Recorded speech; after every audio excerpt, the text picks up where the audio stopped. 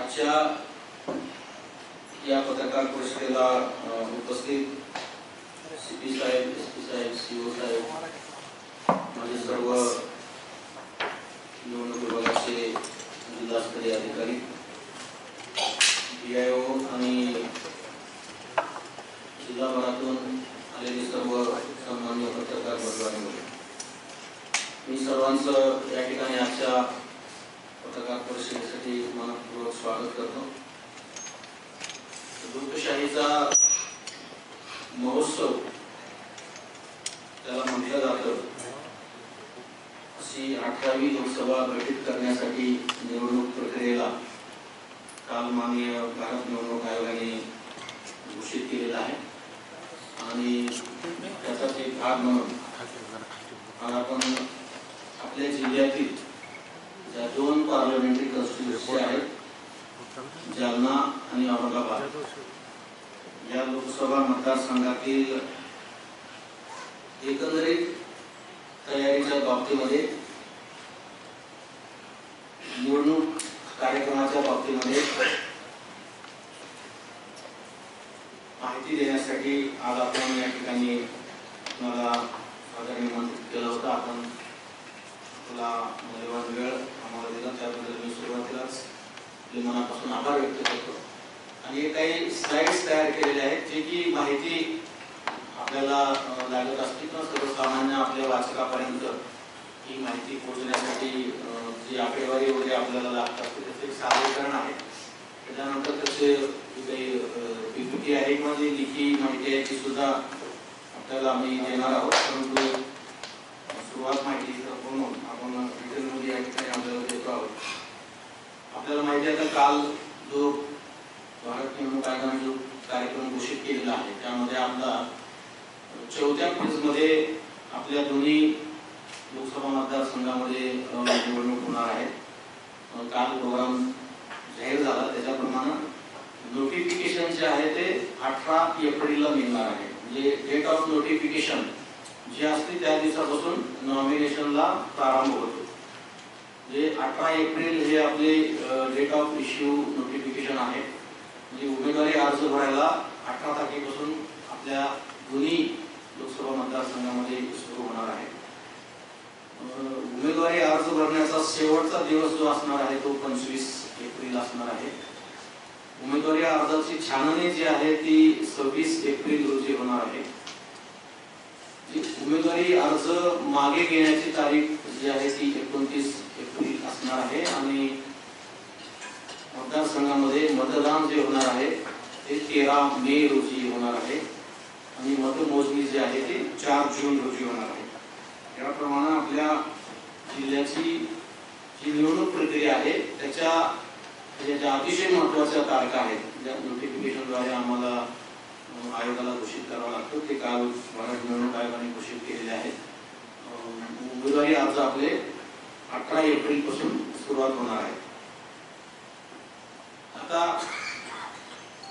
लोकसभा मतदारसंघाची एक सर्वसाधारण जी माहिती आहे त्यामध्ये सुरुवातीला आपल्याला सांगितल्याप्रमाणे पुढे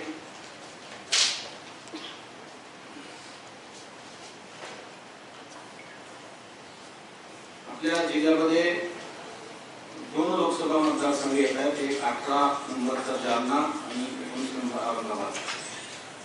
18 जालनामध्ये आपल्याकडचे 3 विधानसभा मतदारसंघ जे या जिल्ह्यात आहेत ते यामध्ये समाविष्ट आहेत। त्यात सिल्लोड, फुलंब्री आणि पैठण। आणि औरंगाबाद लोकसभा मतदारसंघामध्ये एकूण 6 असेंब्ली सेगमेंट येतात, 6 विधानसभा मतदारसंघ। त्यामध्ये Kannad, Aurangabad central, Aurangabad west, Aurangabad east, Gangapur आणि वैजापूर। यामध्ये टोटल जे पोलिंग स्टेशन आहेत, मतदान केंद्र आहेत ते आपल्याकडे अगोदर 2898 होते। त्याच्यानंतर 187 ऑक्झिलरी पोलिंग स्टेशन तयार झाले।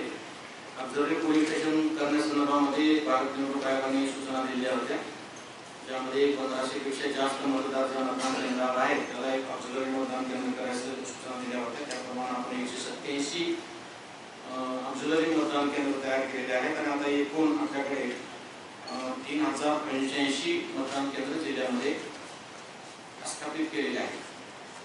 आता हे ऑक्झिलरी पोलिंग स्टेशन आहेत. आता काही गोष्टी मी चर्चेमध्ये आपल्याला परत माहिती देतो. ऑक्झिलरी मतदान केंद्र जे झालेले आहे ते त्याला सेकंडरी नंबर दिलेला आहे लगत. म्हणजे समजा पोलिंग स्टेशन नंबर 5 आहे तर ऑक्झिलरीला 5A असा दिलेला आहे. काही ठिकाणी असं कन्फ्युजन होण्याची शक्यता आहे किंवा 5 नंबरचा आहे परत 5A कसा काय केला. तर ज्या ठिकाणी मतदारांची संख्या वाढल्यामुळं ऑक्झिलरी मतदान केंद्र केलेलं आहे त्याला अशा पद्धतीनं त्याच मतदान केंद्राला दुसरा एक शब्द ऍड करून म्हणजे 10 नंबरच्या पोलिंग स्टेशनला ऑक्झिलरी दिलेला आहे तर तो मेन पोलिंग स्टेशन जे आहे ते 10 नंबरचं राहील आणि ऑक्झिलरी जे आहे ते 10A किंवा 10B असं ते पुढे त्याच्यामध्ये दिलेलं आहे. आपल्याकडे 2011च्या जनगणनेनुसार जिल्ह्याची लोकसंख्या जी 37,01,282 होती. प्रोजेक्टेड जे आहे जे अंदाज बांधला जातो लोकसंख्येच्या परिगणनानुसार त्याच्यामध्ये 2024 ची प्रोजेक्टेड लोकसंख्या जी आहे ती जवळजवळ 45,89,322 आहे. एक अंदाज त्या तज्ञांनी बांधलेला आहे. आपल्याकडची जी पॉप्युलेशन डेन्सिटी जर पकडली पाहिली तर 408 व्यक्ती पर स्क्वेअर किलोमीटर घेते. आता आपल्या जिल्ह्याच्या आजूबाजूला जे जिल्हा हेडक्वार्टर आहे म्हणजे बॉर्डर कुठल्या कुठल्या जिल्ह्याचे त्याची पण माहिती आम्ही काढलेली आहे. एका बाजूला जळगाव आहे, एका बाजूला जालना आहे, एका बाजूला अहमदनगर आहे, एका बाजूला नाशिक आहे, एका बाजूला बुलढाणा आहे. मागच्या असेंब्ली इलेक्शन मध्ये 65% मतदान झालं होतं आणि पार्लमेंट मध्ये 63% मतदान झालेलं होतं. हे मुद्दाम आम्ही या ठिकाणी नमूद करतोय कारण स्वीपच्या कार्यक्रमाच्या माध्यमातून आपल्याला मोठ्या प्रमाणामध्ये मतदानाची टक्केवारी वाढवण्यासाठी प्रयत्न करायचा आहे. त्यामुळे मागची आकडेवारी माहीत असावं म्हणून मुद्दाम आम्ही या ठिकाणी घेतले. यानंतर आम्ही जे आमचे ERO आहे प्रत्येक मतदारसंघा लोकसभा मतदारसंघाअंतर्गत औरंगाबाद लोकसभामध्ये 6 आणि जालना लोकसभा मतदारसंघामध्ये 3 यांची हे निवडणूक सहाय्यक निवडणूक अधिकारी आहेत त्यांची नावाची ही यादी या ठिकाणी दिलेली आहे. त्यानंतर आम्ही जवळजवळ 16 महत्वाचे विषय आहेत ज्याच्यामध्ये विशेष अधिकारी नियुक्त करणं आवश्यक होते किंवा ज्या विषयाच्या अनुषंगाने फार काळजी घेणं आवश्यक होते अशा पद्धतीचे जवळजवळ 16 नोडल ऑफिसर आम्ही नियुक्त केलेले आहेत. त्याची सुद्धा नावं आम्ही या प्रेझेंटेशनमध्ये डिस्प्ले केलेली आहेत. त्यानंतर पोलिंग स्टेशनची मी आता जी थोडक्यात आपल्याला माहिती दिली त्याचं जर आणखी थोडं जाऊन आपल्याला माहिती द्यायचं म्हटलं तर जालना लोकसभामध्ये 992 मतदान केंद्र आपल्या जिल्ह्यातले आहेत. त्यामध्ये शहरी भागात 166 मतदान केंद्र आहेत, ग्रामीण भागामध्ये 826 मतदान केंद्र आहेत. जालना लोकसभामध्ये आपण 53 ऑक्झिलरी पोलिंग स्टेशन तयार केलेले आहेत. त्याच्यामध्ये शहरामध्ये 16 आहेत आणि ग्रामीण भागामध्ये 37 आहेत. असे अर्बन रुरल दोन्ही मिळून म्हणजे मेन आणि ऑक्झिलरी असे दोन्ही मिळून जवळजवळ 1045 मतदान केंद्र हे जालना लोकसभा मतदारसंघात आहे. आता मी औरंगाबाद लोकसभा मतदारसंघासाठी निवडणूक निर्णय अधिकारी म्हणून काम करत असलो तरी ही मुद्दा मी जुनी माहिती याच्यासाठी देतोय की जिल्हा निवडणूक अधिकारी म्हणून मला दोन्ही मतदारसंघाचं मतदान केंद्र आणि मतदान चमूचं जे काम आहे जिल्हा निवडणूक अधिकारी म्हणून ती जिल्ह्याच्या जिल्हाधिकाऱ्याची जबाबदारी आहे. म्हणजे ज्या ज्या जिल्ह्यामध्ये असे 2 लोकसभा मतदारसंघ समाविष्ट झालेले आहेत त्या जिल्ह्यामध्ये मतदान केंद्र तयार करणे, मतदान केंद्रावरच्या पोलिंग पार्टीज तयार करणे, SST, FST बाकी ज्या काही टीम तयार करायच्या आहेत आचारसंहितेच्या संदर्भामध्ये त्या टीम तयार करणे ही संपूर्ण जबाबदारी जिल्हा निवडणूक अधिकारी म्हणून त्या त्या जिल्ह्याच्या जिल्हाधिकाऱ्यावर आहे. म्हणून मी ही जालना लोकसभेची सुद्धा माहिती आपल्याला या ठिकाणी दिली. आता मतदान केंद्रामध्ये औरंगाबाद लोकसभा मतदारसंघाबद्दल जर बोलायचं झालं तर मुख्य पोलिंग स्टेशन जे होते 1906 होते आणि ऑक्झिलरी आपण तयार केले त्याच्यामध्ये 134 असे 2040 मतदान केंद्रावर औरंगाबाद लोकसभेचं मतदान संपन्न होणार आहे. शहरी ग्रामीण जर आपण विचार केला तर मुख्य मतदान केंद्र 947 होते शहरामध्ये आणि ग्रामीण भागामध्ये होते 959. ऑक्झिलरी जे नवीन तयार केले ते शहरामध्ये 77 केलेले आहेत आणि ग्रामीण भागामध्ये 57, म्हणजे 134 ऑक्झिलरी पोलिंग स्टेशन आपण तयार केलेले आहेत. आणि अशा पद्धतीनं औरंगाबाद लोकसभामध्ये 1024 मतदान केंद्र हे शहरी भागात आहेत आणि 1016 मतदान केंद्र हे ग्रामीण भागामध्ये आहेत. म्हणजे जवळजवळ जर बघितलं तर ग्रामीण आणि शहरी भागामधल्या मतदान केंद्राची संख्या ही जवळजवळ सारखी दिसते. आणि अशा पद्धतीनं पूर्ण जिल्हाभरामध्ये ग्रामीण भागामध्ये 1879 आणि शहरी भागामध्ये 1206 असे जवळजवळ 3085 मतदान केंद्राचं कामकाज आम्हाला डीओ म्हणून या ठिकाणी पार पाडावं लागणार आहे. त्यानंतर मतदारांच्या बाबतीमधलं एक आपल्या सर्वांसाठी उत्सुकतेचा मुद्दा असतो की एकूण किती मतदार या निवडणुकीमध्ये मतदान करणार आहे. मागे जेव्हा आपल्याशी चर्चा झाली होती तेव्हा मी सांगितलं होतं की मतदारांची जी यादी आहे ही यादी प्रोग्राम अपडेशन चालू असतं, त्याच्यामुळे त्याची आकडेवारी बदलत असते. मागच्या आपल्या इंटरॅक्शन मध्ये सांगितलेल्या फिगरमध्ये आता निश्चितपणे काहीतरी वाढ झालेली असणार आहे आणि लास्ट डेट ऑफ नॉमिनेशन पर्यंत उमेदवार म्हणजे मतदार यादीमध्ये अपडेशन करण्याचे कायद्यानुसार अधिकार असल्यामुळं त्या तारखेपर्यंत त्याच्यामध्ये बदल संभावित असते. तरी सुद्धा जी आता सर्वसाधारण माहिती यामध्ये आहे ती आता जालना लोकसभा मतदारसंघामध्ये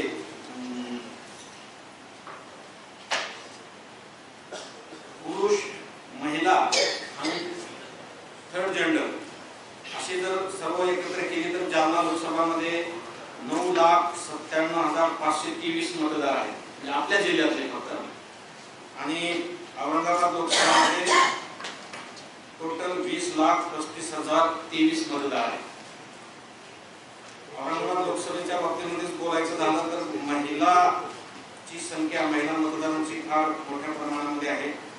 जवळजवळ 9,69,958 महिला मतदार आहेत आणि पुरुष मतदार आहेत 10,64,000.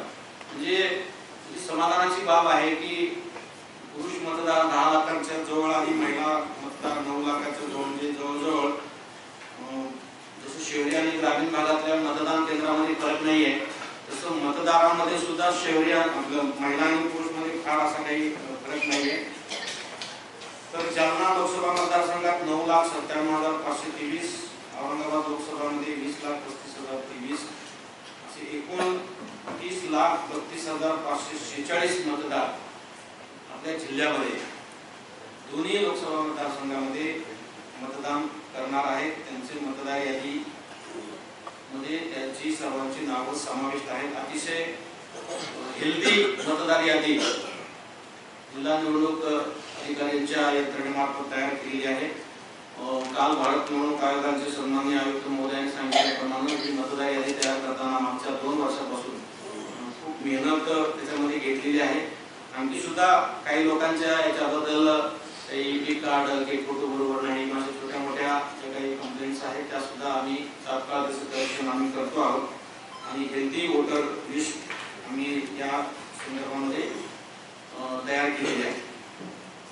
मागच्या चर्चेमध्ये आपण एक विषय चर्चा केली होती की त्याच्यामध्ये जे वय आहे मतदारांचं, त्या वयाच्या अनुषंगानं कुठल्या एज ग्रुप मधले मतदारांची संख्या जास्त आहे तर याचा हे चार्ट मी आपल्याला दर्शवलेला आहे. त्याच्यामध्ये आपल्याला लक्षात येईल की वय वर्ष 18 ते 19 म्हणजे याच्यामध्ये नुकतंच मतदार यादीमध्ये नव तरुणांनी मतदार यादीत नाव समाविष्ट केलेलं आहे. असे जवळजवळ 1.37% वोटर्स आहेत. जवळजवळ 41,000 मतदारांनी नाव समाविष्ट केलेलं आहे. वय 20 ते 29 मध्ये 20% मतदार आहेत. जवळजवळ 6,23,491 मतदार आहेत. वय वर्ष 30 ते 39 मध्ये 7,55,611 वोटर्स आहेत. वय वर्ष 40 ते 39 मध्ये 33,058 मतदार आहेत. जे बघितलं तर 30 ते 39 मध्ये टक्केवारी खूप आहे. 24% म्हणजे 24.92 म्हणजे जवळजवळ 25% वोटर्स हे 30 ते 39 मध्ये आहेत. त्यानंतर 50 ते 59 वय वर्षामध्ये 15.43% वोटर्स आहेत. ही संख्या जवळजवळ 4,68,007 येते. त्यानंतर 60 ते 69 मध्ये 2,75,000 जवळजवळ 9% येते. 70 ते 79 मध्ये 1,51,474 म्हणजे जवळजवळ 5% पर्यंत येते. आणि 80%च्या वर जे मतदार आहेत, जे सिनियर वोटर्स आहेत, त्याची संख्या जवळजवळ 2.78% आहे. म्हणजे जवळजवळ 84,000 पर्यंत ते मतदार आपल्या पूर्ण जिल्हाभरामध्ये आहेत.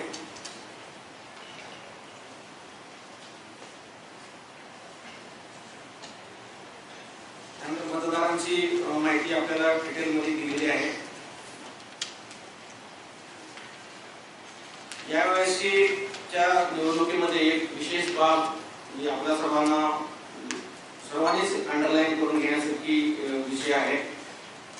यावर्षी जे निवडणुकीमध्ये 85 पेक्षा जास्त वय झालेले जे मतदार आहेत त्यांच्यासाठी आणि जे PWD वोटर्स आहेत, ज्याला आपण दिव्यांग वोटर्स म्हणतो, या वोटरसाठी पोस्टल बॅलेट पेपरची सुविधा भारत निवडणूक आयोगाने उपलब्ध करून दिलेली आहे. आणि या विषयावर आम्हाला जरा जास्त प्रमाणामध्ये फोकस आम्ही पण केलेला आहे आणि प्रसिद्धी पण आम्ही ग्रामस्तरावर आमच्या बूथ लेवल अधिकाऱ्यांच्या माध्यमातून आम्ही देण्याचा प्रयत्न करतो, जेणेकरून त्यांना त्याचा फायदा होईल. PWD वोटरच्या बाबतीमध्ये विचार करायचा झाला तर जालना लोकसभामध्ये आपल्या जिल्ह्यातील जवळजवळ 9,572 मतदार हे PWD मतदार म्हणून नोंद झालेले आहे. आणि औरंगाबाद लोकसभा मतदारसंघामध्ये जवळजवळ 17,029 असे दोन्ही मिळून जिल्ह्यामध्ये 26,601 दिव्यांग मतदारांची नोंद झालेली आहे. आणि त्यांच्यावर आम्ही त्यांचं मतदान अतिशय सुरळीतपणे विनासायास पार पाडावं यासाठी आम्ही विशेष काळजी त्यामध्ये घेतो आहोत. त्यानंतर 85 पेक्षा जास्त वय असलेले जे मतदार आहेत ते जालना लोकसभा मतदारसंघामध्ये 15,996 आहेत. आणि औरंगाबाद लोकसभामध्ये 28,727 असे दोन्ही लोकसभा मतदारसंघातले आपल्या जिल्ह्यामध्ये जवळजवळ 44,723 मतदार या कॅटेगरीमध्ये येणार आहेत. आणि त्यांच्या मतदानासाठी आपण विशेष सुविधा या ठिकाणी करणार आहोत. त्यानंतर सर्व्हिस वोटर्स जे आहेत ते भारत निवडणूक आयोगाने सर्व्हिस वोटरच्या व्याख्येमध्ये नमूद केलेले आहे, ज्याच्यामध्ये आर्मी असतील किंवा कुठल्यातरी आणखी विशेष विभागामध्ये जे निवडणूक संदर्भात काम करतात त्यांचे त्या व्याख्येमध्ये दिलेले वोटर्स जे आहेत ते जालना लोकसभामध्ये 1,049 आहेत. आपल्याकडे 1488 असे 2,537 मतदार या विशेष वोटर्समध्ये सर्व्हिस वोटर्समध्ये येणार आहेत. मतदानाची टक्केवारी वाढवण्यासाठी अनेक उपाययोजना, अनेक उपक्रम, अनेक कार्यक्रम आम्ही हाती घेतलेले आहेत.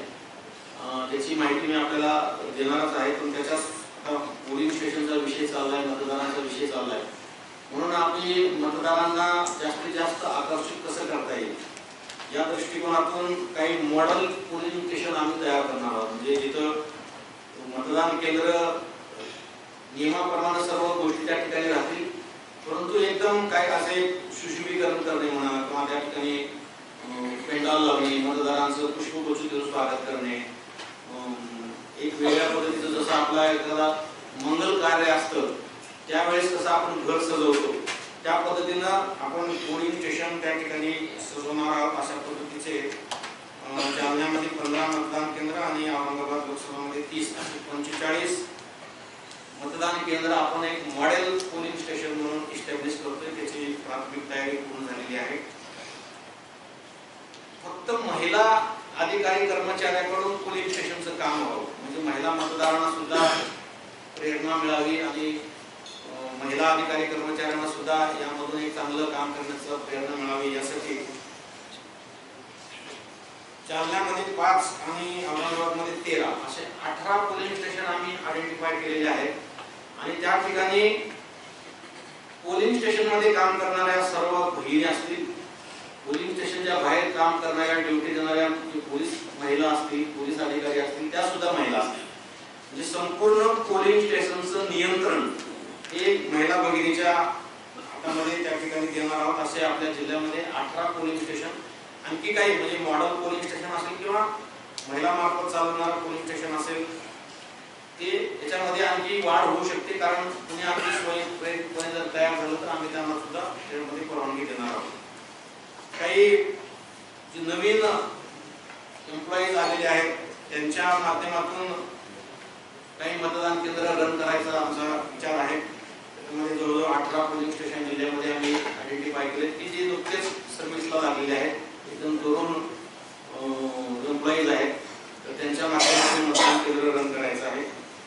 काही ठिकाणी आता आपल्याकडे PWD कर्मचारी सुद्धा आहेत, म्हणजे दिव्यांग कर्मचारी त्यांच्या आरक्षणाच्या माध्यमातून जे सर्व्हिसला आलेले आहेत ते अतिशय चांगल्या पद्धतीने काम करतात, प्रचंड आत्मविश्वास त्यांच्यामध्ये असतो.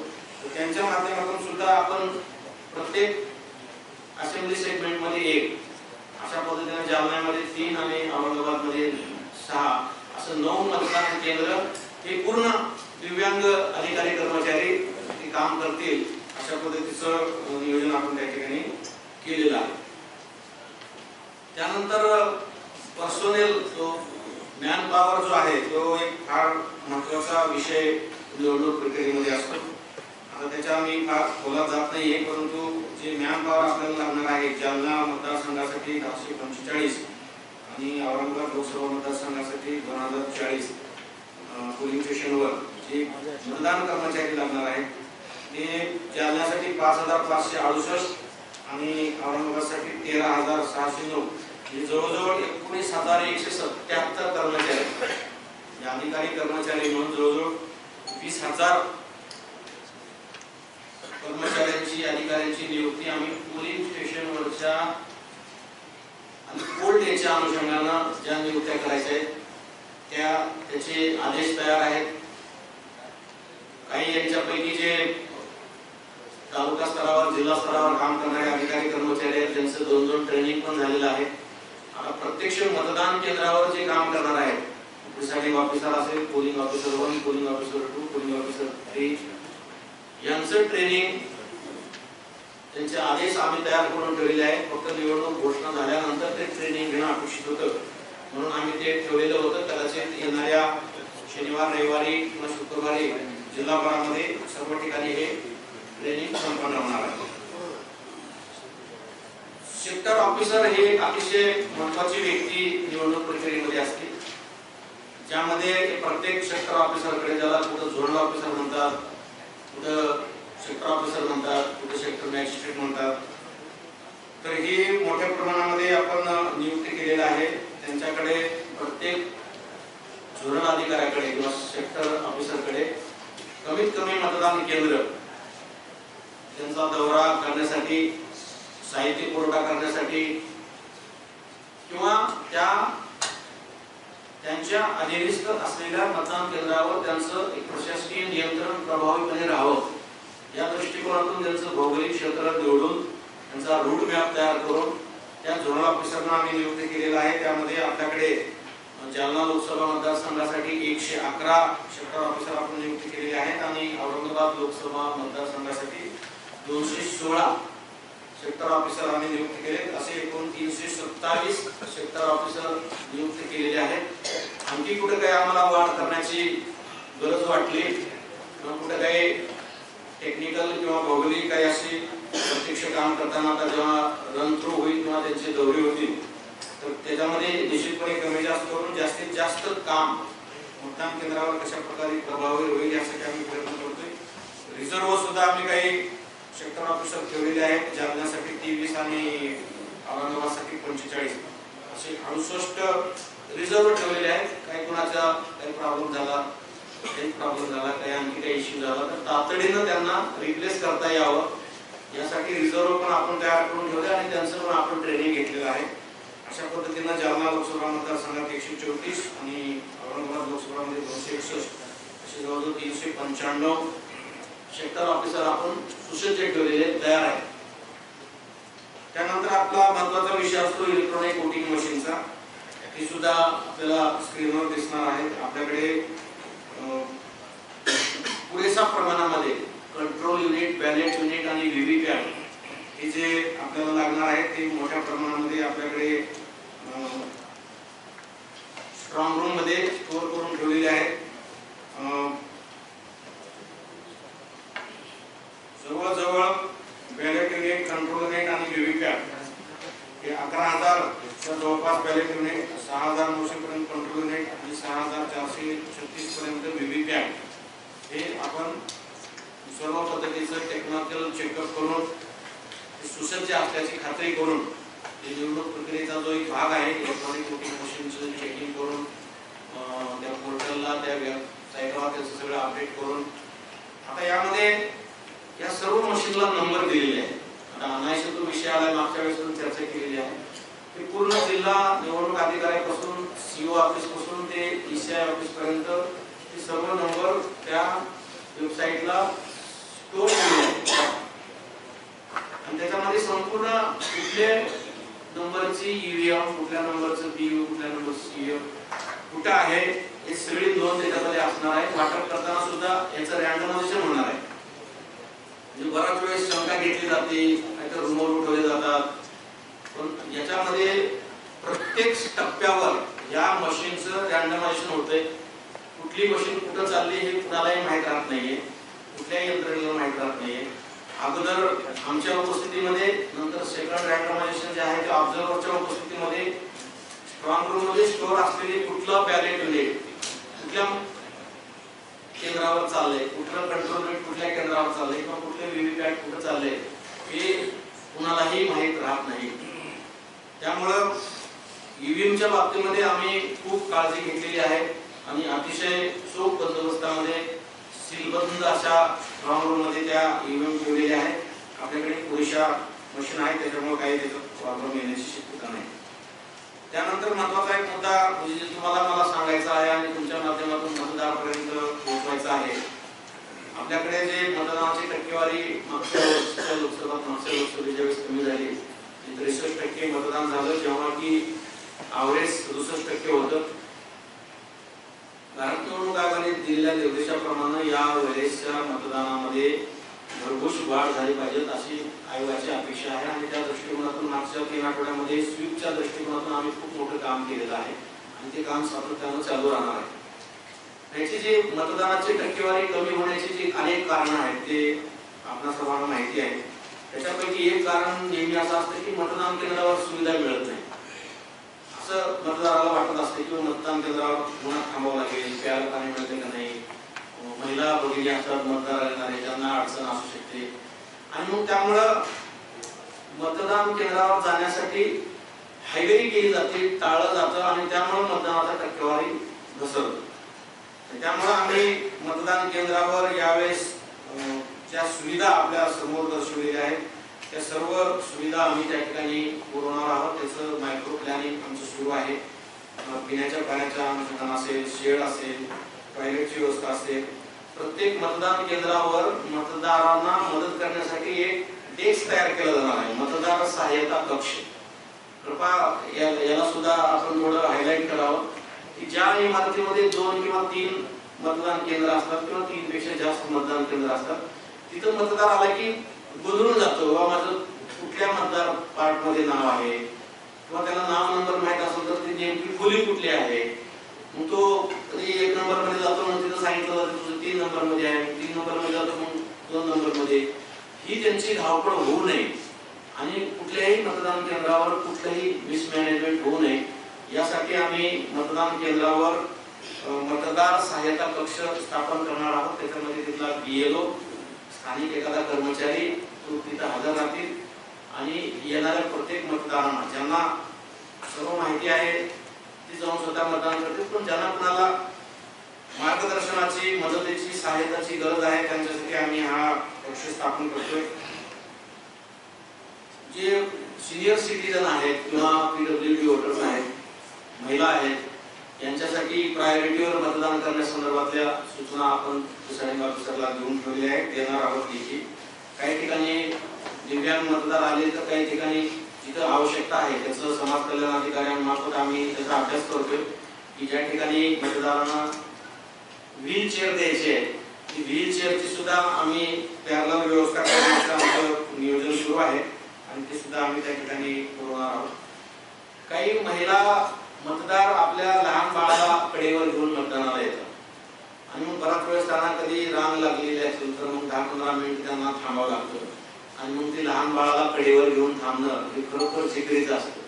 म्हणून यावेळेस आयोगाने सूचना दिलेल्या आहेत की त्यांच्यासाठी पाळणा घर प्रत्येक मतदान केंद्रावर तयार करायचा. तर पाळणा घर तयार करायचं म्हणजे असं पूर्ण जे ऑफिशियली पाळणा घराचं हे असतं तसं तेवढ्या ह्याच्या प्रमाणात नाही, परंतु प्रत्येक मतदान केंद्रावर आम्ही त्या परिसरातल्या ज्या महिला कर्मचारी आहेत, मग अंगणवाडी ताई असतील, आशा वर्कर्स असतील किंवा आणखी कुठं काम करणाऱ्या ग्रामीण महिला भगिनी असतील त्यांची नियुक्ती त्या ठिकाणी करतोय.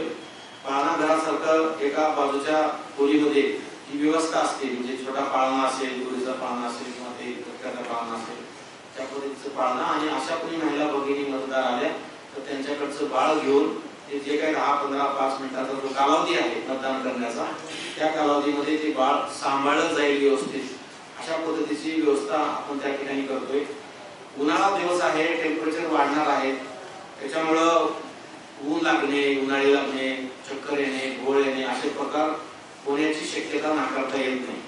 आम्ही संपूर्ण मतदारांना आणि मतदान चेकून आपल्या माध्यमातून आणि नंतर लेखी निवेदन करून आम्ही विनंती करणारच आहोत की उन्हाळा लक्षात घेता जी काही काळजी आपण घेतली पाहिजे, डोक्यावर काहीतरी सावलीसाठी घेणं, जास्तीचं पाणी पिणं किंवा कानामध्ये गरम हवा जाणार नाही या पद्धतीचं प्रतिबंधात्मक नियोजन, या सर्व गोष्टी सर्वांनी करावं असं आम्ही विनम्र आवाहन करणारच आहोत. तरी सुद्धा त्यातून काही विषय असा आला मग ते मतदारांना काही त्रास होईल किंवा मतदान चमूतल्या काही व्यक्तीला त्रास होईल, तर या दोघांसाठी सुद्धा आम्ही प्रत्येक मतदान केंद्रावर एक मेडिकल किट आम्ही ते ठेवणार आहोत. त्याचं नियोजन आम्ही परवा सुट्टी दिवशी सर्व मेडिकल ऑफिसर बसून आम्ही या ठिकाणी केलेलं आहे. झोनल ऑफिसर जे असतात, सेक्टर ऑफिसर, त्यांच्यासोबत सुद्धा मेडिकल किट आम्ही एक्स्ट्रा प्रमाणामध्ये देणार आहोत. आणि माझं तर नियोजन चाललेलं आहे की झोनल ऑफिसर सोबत एखादा डॉक्टर देता आला पूर्ण मतदानाच्या दिवशी तर ते सुद्धा इतक्या मोठ्या प्रमाणामध्ये डॉक्टरची उपलब्धता होत नाहीये, तर त्या डॉक्टर किंवा मग secondary commandant of that doctor असं कोणी मिळतील का हे मी सिव्हिल सर्जन आणि DHOला सांगितले, हे सुद्धा आम्ही त्यांच्यासोबत देण्याची तजवीज ठेवतो आहोत. ह्या सर्व गोष्टी जर मतदारापर्यंत पोहोचल्या तर मोठ्या प्रमाणामध्ये मतदार येतील आणि आपल्या जिल्ह्यातील मतदानाची टक्केवारी निश्चितपणे वाढेल असं एक निवडणूक निर्णय अधिकारी म्हणून म्हणा किंवा जिल्हा निवडणूक अधिकारी म्हणून मला विश्वास वाटतो. त्यानंतर निवडणुकीच्या अनुषंगाने आपण काही सुविधा तयार केलेल्या आहेत. त्याच्यामध्ये कंट्रोल रूम आपण कालच ऍक्टिव्हेट केला. आता निवडणूक प्रक्रिया संपेपर्यंत हे कंट्रोल रूम आमच्याकडे सुरू राहणार आहे.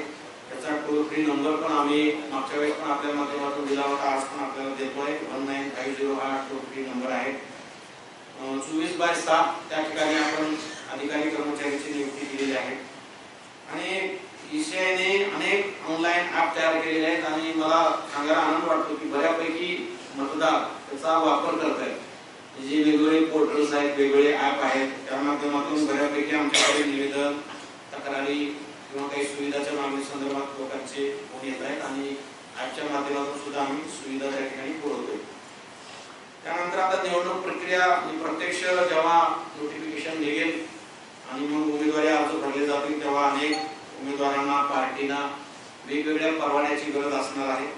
तर त्यासाठी सुद्धा त्यांना कुठली धावपळ करता येऊ नये, करण्याची गरज पडू नये यासाठी आम्ही सिंगल विंडो सिस्टीम करतोय.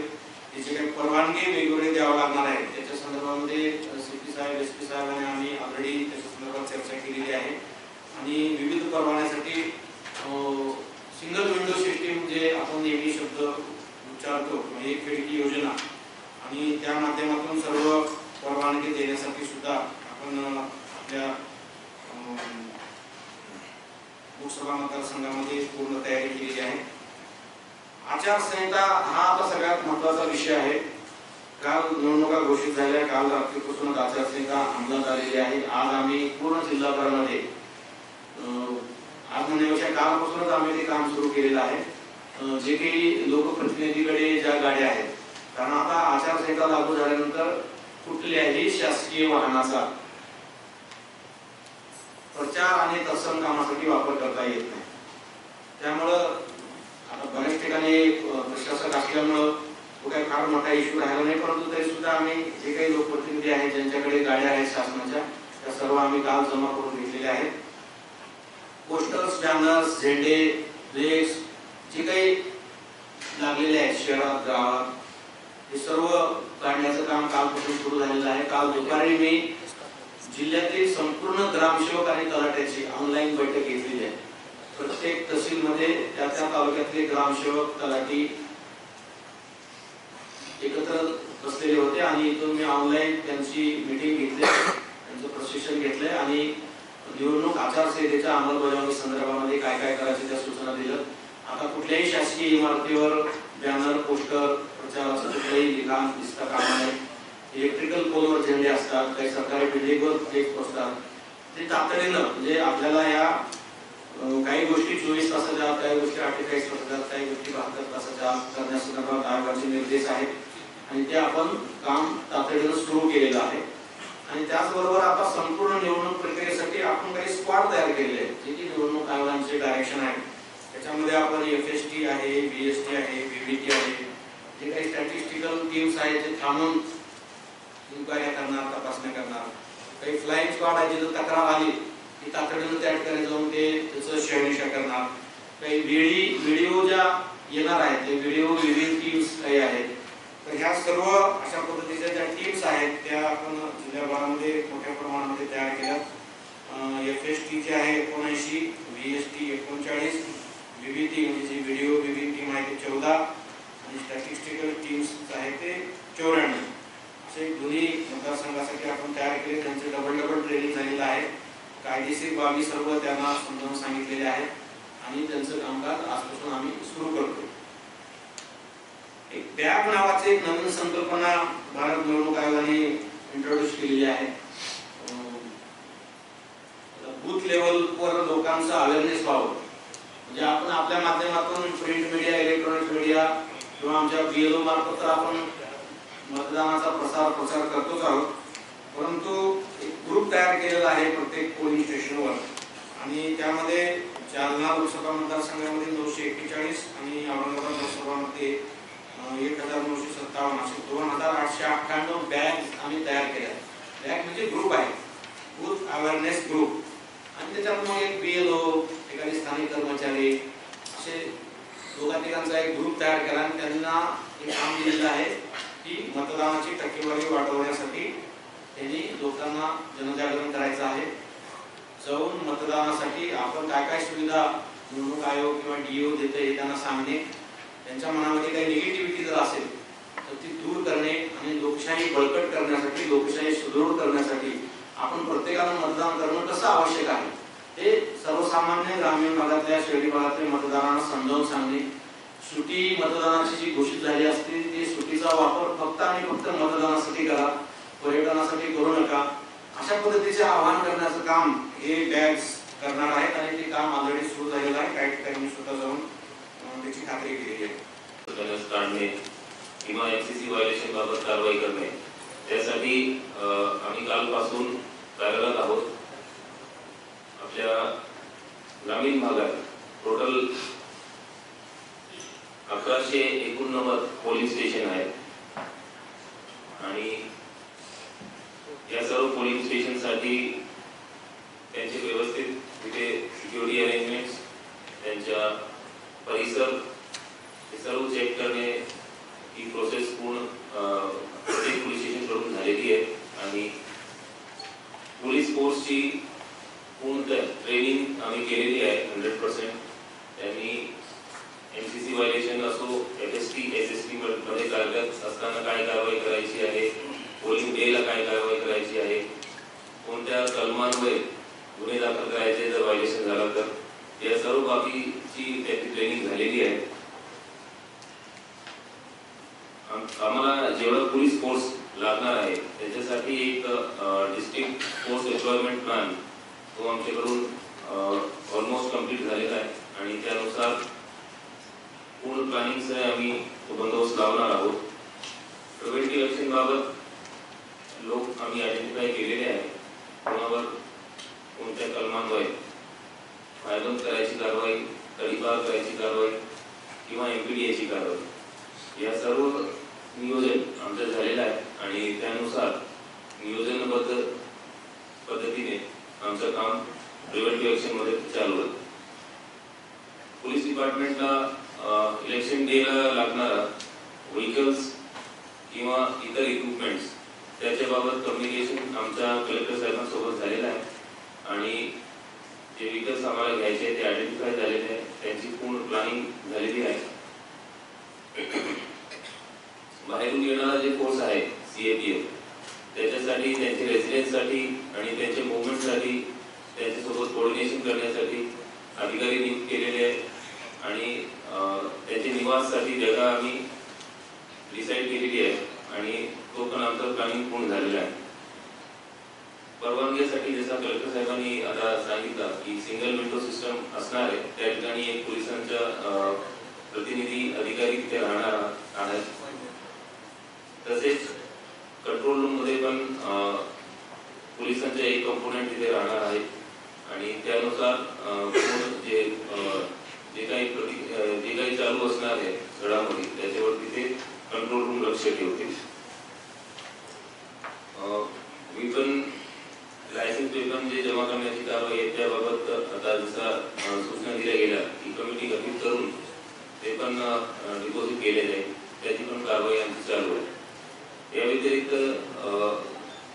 मसल पॉवर किंवा मनी पॉवर तसेच लिकर अशा प्रकारचे जे निवडणूकमध्ये बाधा येतात कधी कधी त्यासाठी पण आमची पूर्ण प्लॅनिंग झालेली आहे.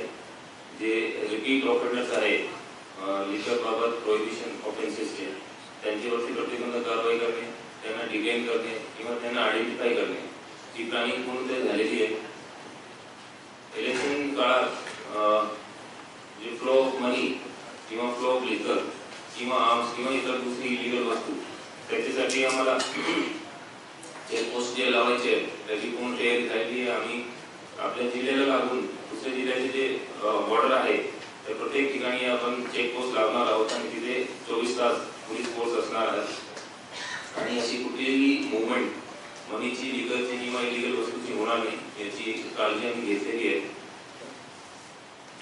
या व्यतिरिक्त FST आणि SST मार्फत पण याच्यामध्ये कारवाई होणार आहे.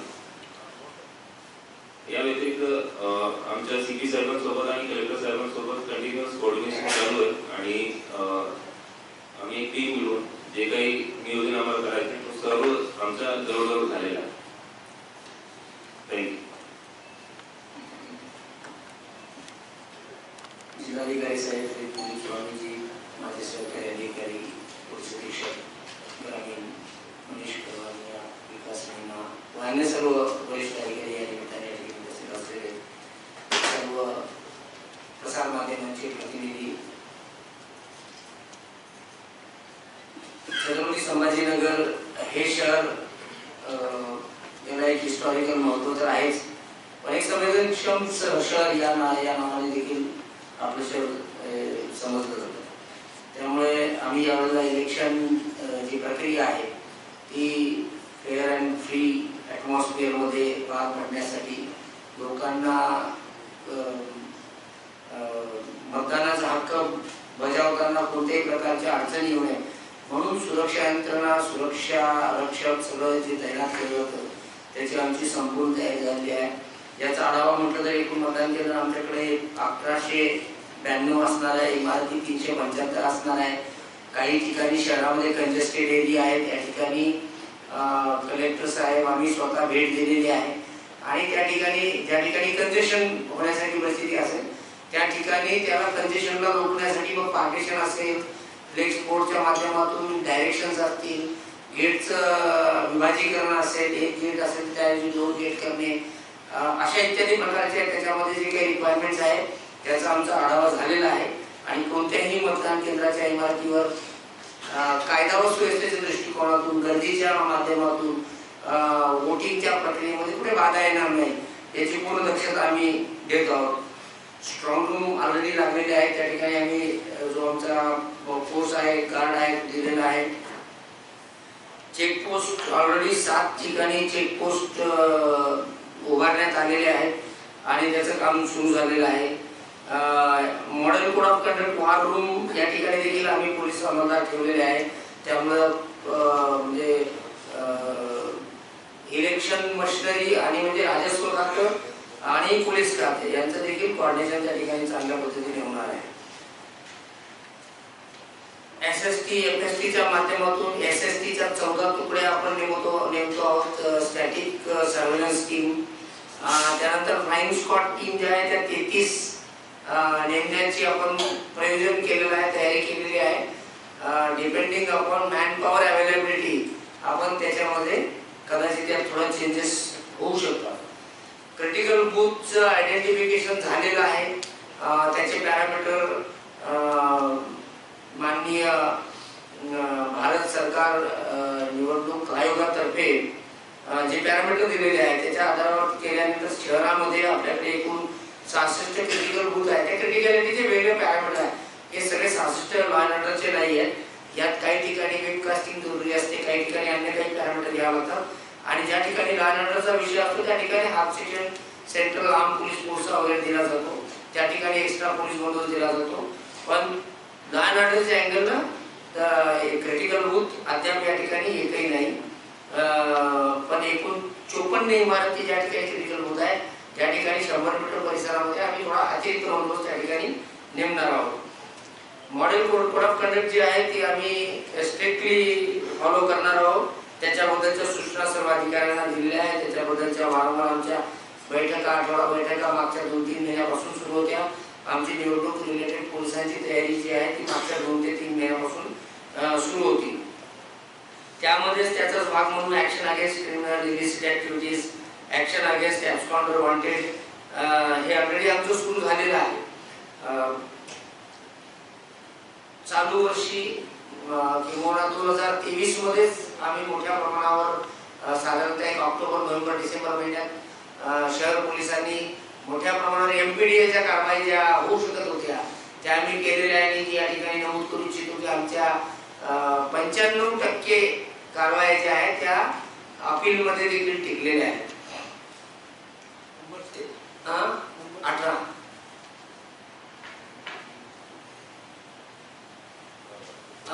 बंदोबस्तासाठी आपण यावेळेला थोडासा बंदोबस्त जास्तीचा आपण मिळवण्याचा प्रयत्न करून जो फोर्स लावायचा आहे तो वाढवण्याचा प्रयत्न करत आहोत. त्यामध्ये DCP आपल्याकडे 4 असणार आहे. मागच्या वेळी 3च होते. बाहेरून आणखी एखादा DCP मिळाला तर आपल्याकडे 5 DCP आपण या बंदोबस्त आम्ही वापरणार आहोत.